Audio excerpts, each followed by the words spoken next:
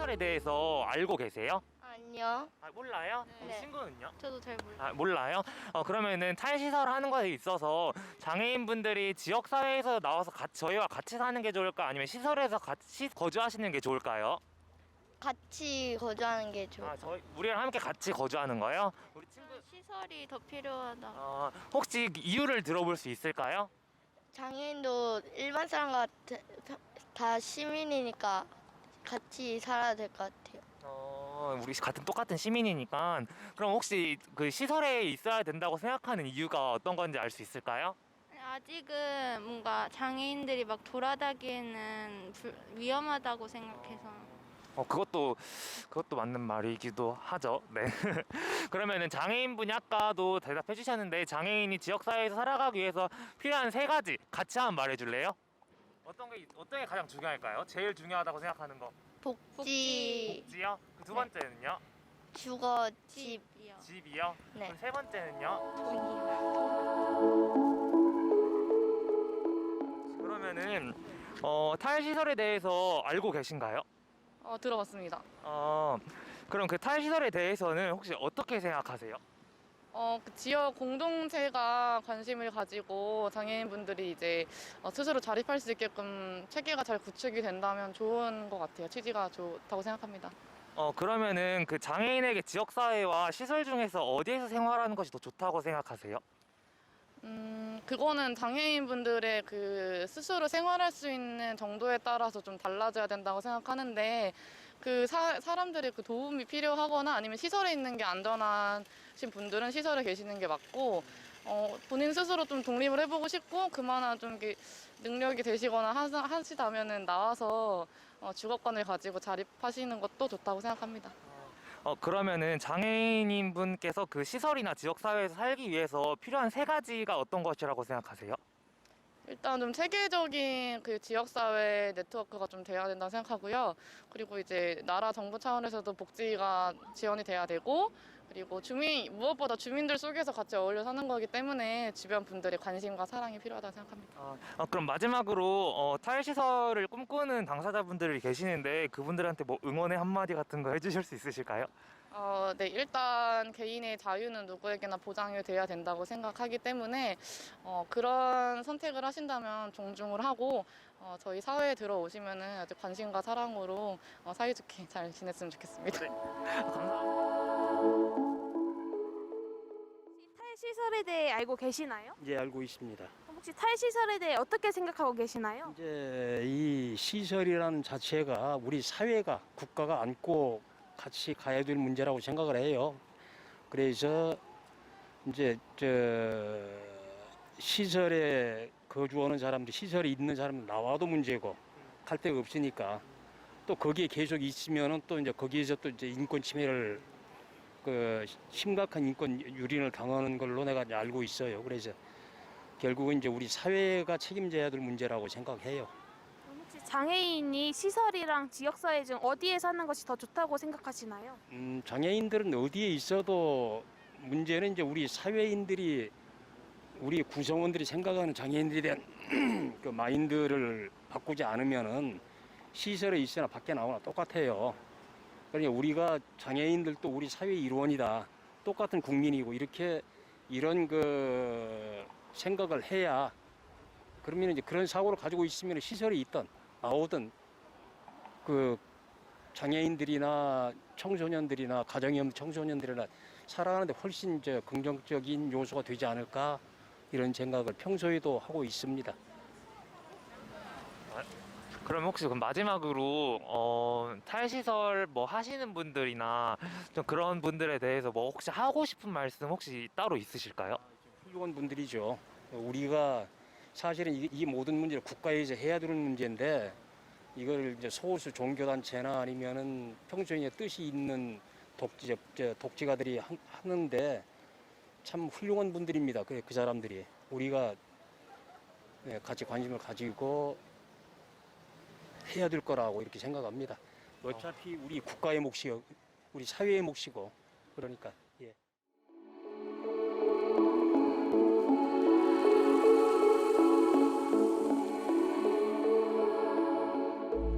장애인 지원주거주택이 구체적으로 어떤 곳인지 혹시 설명해 주실 수 있을까요? 네, 정확한 명칭은 장애인 지원주택이라고 저희들이 부르고 있고요. 이거는 이제 서울시 지원주택 공급 및 운영에 대한 조례 드린 자료에 따라서 운영되고 있는 곳으로 SH에서 이제 주택을 제공하고 있고요. 서울시에서 주거유지 지원 서비스라는 서비스를 지원하고 있어서 SH에서 주택을 이곳에 거주하시는 분에게 서울시에서 서비스를 제공하고 있는 곳이에요. 그러면 이제 시설에서 나오신 장애인분들은 이제 어떤 과정을 거쳐서 이곳에 오시게 되는 걸까요? 네, 이게 크게 이제 두 군데로 나눠졌잖아요. SH와 서울시. 그래서 처음에는 SH를 통해서 이제 공고가 나와요. 공공주택 공고가 지원주택이라고 이름이 명칭이 나오고요. 그곳을 통해서 탈시설을 원하시는 분들이 공고에 이제 응모하게 되고, 그렇게 되면 서울시에서 자립 필요도 조사를 각각 개별적인 인터뷰를 진행하거든요. 그래서 신청하신 분들 중에서 이분은 독립적인 지원이 좀 자립생활이 좀 필요한 분이다 라고 이제 일종의 채점 같은 필요도를 조사하고, 그것에 따라서 이곳에 이제 들어오실 수 있는데, 들어오시게 되면 SH를 통해서 먼저 주택 계약을 맺게 되고, 이후에 이제 주거유지 지원 서비스 계약을 맺게 되는데, 그 주거유지 지원 서비스는 저희와 같이 이제 제공기관 통해 가지고 대행해서 진행되고 있습니다. 시설에서 나오신 분들 중에 이제 장애인분들 여기 오시게 된 분들은 총 몇 분 정도 되시나요? 저희 이곳 주택에는 지금 16분이 계시고요. 다른 곳에 주택이 두 군데 더 있는데 이제 거기에 한 10분 정도씩 더 계시고, 서울 지역에는 이런 지원주택이 꽤 많이 여러 권역별로 지금 있어요. 네. 그러면 이제 여기 오신 장애인분들은 이제 얼마의 기간 동안 이곳에서 생활을 하실 수가 있는 건가요? 네. SH에서 주택을 준 것이기 때문에 SH 규정을 따르게 됐고요. SH 규정상 공공주택 지원 규정상 최장 20년이고 2년에 한 번씩 계약을 연장하게 되어져 있어요. 그러면 이 지원주택에서는 주로 어떤 장애 유형을 가지신 분들이 생활을 하고 계시나요? 대부분 발달장애인이시고요. 발달장애 주장애를 가지고 계시지만 이제 지체와 뇌병변 장애를 동반하신 분들이 대부분이시고, 드물게 발달장애인이 아닌 지체 뇌병변 장애인 분들도 계시긴 해요. 네. 그러면 이제 시설에서 나오는 것, 그러니까 자립생활을 보장을 하기 위해서 어떤 지원들이 주로 이루어지고 있나요? 지금 이제 빨리 입주하신 분들 같은 경우는 들어온 지 1년 반에서 2년 가까이 되셨고, 좀 늦게 들어오신 분이 한 1년 정도 이제 돼 가시는 것 같은데, 그래서 처음에는 대부분 이제 잘 적응하고 싶어 하시는 욕구들이 많았기 때문에 처음에는 이제 일상생활이라든지 초기 정착 이런 데 좀 서비스 계획들이 많이 치중됐다면, 내년부터 이제 저희들이 해보려고 하는 것들은 당사자들이 가지고 있는 근원적인 욕구들이 좀 무엇이고, 당사자들에게 좀 이제 심리적으로 안정됐기 때문에 긍정적인 변화를 위해서 우리들이 어떤 서비스를 제공해야 되는가, 이런 것들을 지금 고민하는 시기라고 생각하시면 될 것 같아요. 그러면 방금 전에 말씀하신 게 이제 자립생활 보장에 대한 지원을 이제 한마디로 딱 표현을 하시기에는 어렵다고 말씀을 주셨잖아요. 그렇죠. 그러면 혹시 조금만 구체적으로 말씀을 드리면은 장애 유형별로 혹시 어떤 서비스가 이루어지고 있는지는 혹시 말을 해 주실 수가 있으실까요? 네, 그러니까 똑같이 생활하셔도 어떤 분은 먹는 게 되게 중요하시잖아요. 두 분 다 비장애인이시고 비슷하지만, 어떤 분들은 공부를 굉장히 열심히 중요하게 생각하시는 분들이 있고, 어떤 분들은 학교에서 친구들과의 관계를 중요하게 생각하시는 것처럼, 여기 계시는 분들도 각자가 비슷한 장애 특성을 가졌다고는 하지만 개개인별로 엄청나게 큰 다른 욕구들을 가지고 있기 때문에 뭐 어떤 서비스가 개개인에게 이렇게 제공되고 있다를 한마디로 표현하기는 되게 어려울 것 같아요. 근데 그것들을 저희들이 일상생활, 사회참여, 뭐 대인관계, 권리옹호 뭐 이런 것들로 저희들이 구별해서 거기에 따라서 이제 큰 틀은 있지만 거기에 따라서 세부적으로는 굉장히 다른 서비스들이 제공되어지고 있어요. 이제 다음 질문으로 넘어가서 이제 지원주택에서 생활하시는 장애인분들의 삶은 어떠한지 여쭤보고 싶습니다. 네. 그래서 먼저 여쭤보고 싶은 건 탈시설을 준비하시게 된 그 과정이 궁금한데요. 여기 지원주택에 들어오기 전까지 거주 예정자분들께서는 보통 어떤 마음가짐과 준비를 가지고 이 과정에 도달하게 되시는지 궁금합니다. 이런 마음가짐보다는 저는 용기가 되게 중요한 것 같아요. 장애인분들이 자립하게 되면 한 6개월, 1년간은 어느 누구도 모르는 그분과 마주치게 되거든요. 심지어 당사자분도 잘 모르세요. 나에게 이런 면이 있었어? 그리고 초기 사정했을 때 나는 이런 걸 되게 잘한다고 얘기했는데 그게 잘 안 되기도 하고 이거 나는 못할 것 같아 라고 얘기했는데 막상 오니까 그게 되게 너무 잘하시는 부분이 있기도 하고 그래서 이 자립이라는 거를 경험해 보기 전까지는 어느 누구도 내가 어떻게 잘 살지 못 살지에 대해서 알 수가 없는 것 같아요.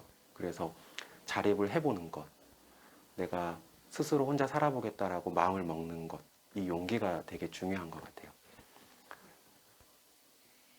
그러면은 지원주택에서 생활하시는 모습을 이제 제일 가까이에서 보시게 되실 텐데 그런 대상자분들의 생활은 어떠한가요? 대부분 이제 발달장애인으로 구성되어져 있으신데 굉장히 자유롭게 생활하시죠. 시설에 있다 보면 시설의 규칙에 따라야 되는 부분들이 좀 있기도 하고 또 책임 소재가 시설에 있다 보니까 그것들이 이제 본인의 의도와 다르게 제한되어지는 영역들이 있지만 이곳에서는 그런 것들이 전혀 없거든요. 네, 그래서 굉장히 자유롭게 생활을 하시는데 참 어려운 거는 거기에 이제 책임이 따를 수 있다라는 것, 이런 것들에 대한 것을 이해하는 것, 그리고 실제로 그걸 피부로 경험하는 것, 이런 과정들이 당사자에게 때로는 좀 어렵게도 또 어떨 때에는 그것들이 되게 즐겁게도 느껴지는 것 같아요. 지원주택 담당자로 근무하시면서 혹시 기억에 남는 거주자분 사례가 있으실까요? 특별히 좀 이제 보람된다라고 이제 얘기해 본다면 이곳에 들어오신 지 한 2년 정도 됐을, 지금 1년 반 정도 된 거죠. 1년 반 정도 됐는데 그 전에 계시던 분들, 이전부터 여기 계시던 분들을 아는 분들과 마주쳤을 때 그분들께서 되게 긍정적인 변화가 너에게 있구나. 되게 좋은 방향으로 변화하고 있구나. 조금 다른 사람 같아 보여. 너가 너무 행복해 보여. 이런 긍정적인 피드백들이 있을 때 좀 유난히 그런 사람들이 오래 이제 그 기간 동안에 기억에 남죠. 그럼 이제 의료시설이나 문화시설과 같은 그런 지원 주거주택 주변에서도 좀 다방면으로 서비스가 이루어지고 있는 편인가요? 네, 저희들이 그래서 네트워크라는 것들을 굉장히 많이 고민하고 있어요. 네, 지원 생활에 대해서. 그래서 의료나 문화시설들 주변에 있는 곳들과 잘 연계되기 위해서 노력을 하고 있어서 뭐 문화나 이런 것들은 복지관이나 주변에 있는 공연이나 이런 것들 정보들을 좀 제공하고 있고 의료적인 부분은 저희가 참 다행인 게 저희 법인에 이제 서울재활병원이 있고 이곳이 북부 지역장애인 보건의료 센터라는 곳에 이제 지정된 곳이어서 그곳 통해 가지고 저희들이 뭐 산림원 연계돼 있는 이런 다양한 지역에 있는 의료 서비스들이 그곳에 네트워크로 잘 묶여 있는 상황이고요. 그곳을 통해서 저희들이 방문 주치, 방문 간호사가 주기적으로 방문하고 계시고 그곳 오시는 분들 의사 선생님과 간호사를 통해서 감염병, 뭐 만성질환, 정신과 진료 이런 것들을 통합적으로 제공받고 있어요. 장애인이 성공적인 탈시설과 안정적인 자립생활을 유지하기 위해서 지역사회에선 어떤 준비가 필요할까요? 사실 지금은 지역사회의 노력보다는 더 급한 거는 장애인에 대한 인식 변화가 되게 필요하다고 생각이 되어져요. 지금도 사실은 눈에 띄는 장애인, 눈에 띄는 신체장애를 가지신 분이나 아니면 중증의 발달장애인 분들을 길에서 지나간다 그러면 굉장히 긴장하는 모습들이 많이 보이잖아요.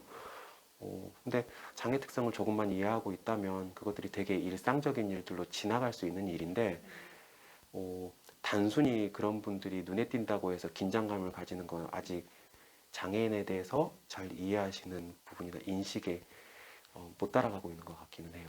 그래서 다행인 거는 저희가 1년 넘게 이곳에 있으면서 장애인분들이 이곳을 중심으로 지역사회에서 많은 활동을 하고 있고 그래서 뭐 헬스클럽이라든지 뭐 미술학원이라든지 뭐 미용실 이런 곳들에서 이곳에 입주하신 분들을 이해하는 곳들이 좀 늘어나기 시작했고 병원 같은 경우도 이제 굉장히 자주 다니시다 보니까 이분이 어떤 분이라는 걸 좀 이해하시고 뭐 소방서, 경찰서 이런 것들도 연락이 있을 때 저희들에게 연락을 주신다든지 지역에서의 이 작은 변화들이 이루어지고 있는 것 같아서 좀 그건 반갑기는 해요. 이제 성공적인 탈시설을 응원하는 주변인들과 지역사회에서 할 수 있는 일들이 무엇이 있을까요? 뭐 지금은 지역 안에서 장애인들을 반갑게 이렇게 맞이해 주실 수 있는 열린 마음, 거기면 충분하다는 생각이고요. 거기에 응원까지 해주실 수 있다면 굉장히 대단하신 것 같아요. 네. 여기 지원주택에 거주하시게 된 그 과정이 궁금한데요.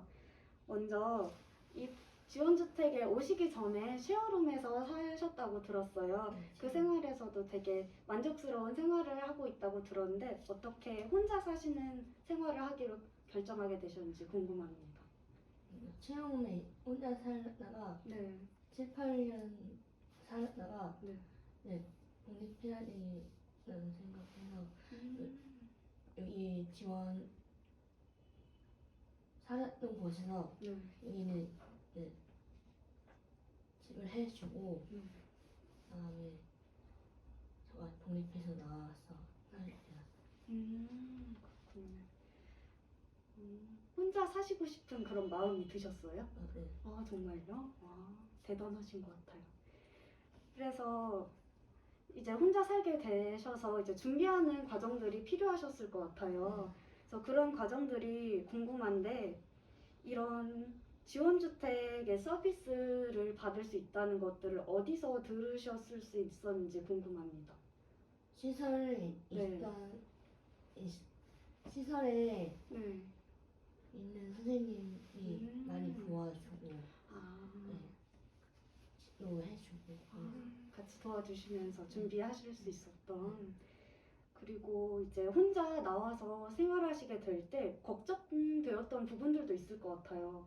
혹시 어떤 점이 걱정되셨을까요? 그냥 내가 스스로 할 수 있을까? 아, 스스로 할 수 있을까? 맞아요. 혼자 생활하면 그런 부분들이 제일 어렵죠.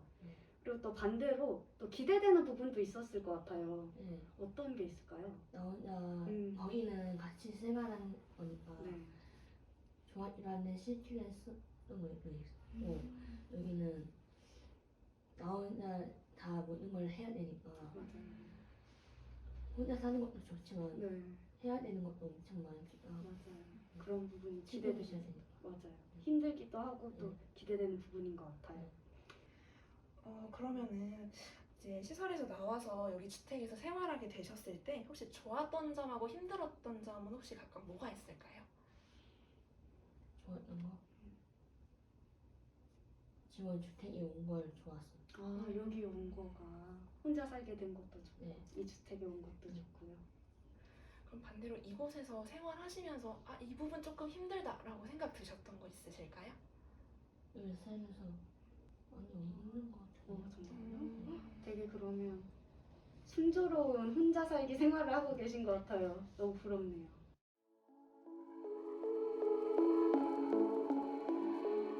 지역사회에서의 삶은 장애인이 나의 공간에서 나를 위한 삶, 내 삶의 주체가 되어 살아갈 수 있기 때문에 탈시설은 필요한 부분이라고 생각합니다. 또 탈시설이 지역사회 주민들과의 관계 형성도 중요한 과제라고 생각하는데 주민들과 관계 형성을 위한 교류 프로그램들을 통해 장애인에 대한 인식을 개선하고 관계를 형성해 나갈 수 있도록 그런 서비스가 더 필요하다고 생각합니다. 저는 언젠가는 이루어져야 했을 문제라고 생각하는 의견입니다.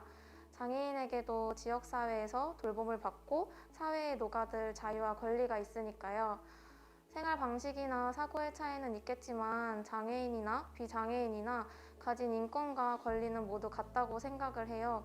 준비가 덜 되었다는 것은 저도 공감을 하거든요. 하지만 또 언제까지 준비만 할 수는 없는 문제라고 생각을 해요. 탈시설이 시작된 계기를 돌아본다면 탈시설의 의미를 찾아볼 수 있을 것 같아요.